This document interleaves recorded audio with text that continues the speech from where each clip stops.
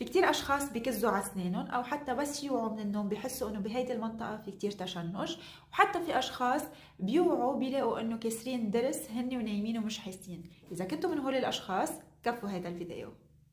كل شيء عم نحس فيه او عم نقطع فيه بحياتنا اليوميه من ستريس، تعب، ضغط، تعصيب، قله نوم، كثير عم نشتغل وما عم ننام كفايه، هذا كله بيتجمع بهيدي المنطقه وبهيدي المنطقه. وفي اشخاص كثير بيتجمعوا بهيدي المنطقه، مشان هيك بيصيروا يكزوا على اسنانهم. لازم ننتبه كثير منيح، نرخي اعصابنا، نرتاح شوي، نشبع نوم، ننام منيح كفايه، ونحرك العضل يلي بهيدي المنطقه، لانه مره على مره بصير يزيد اكثر واكثر وبيضرب على الراس اوقات، واوقات بيكون في اشخاص عم يكسروا ضرس هن ونايمين. هذا الشيء كمان بيخلي انه ننتبه لموضوع الاكسجين بالجسم، بيكون عم ينقص نحن ونايمين. انتبهوا اكيد.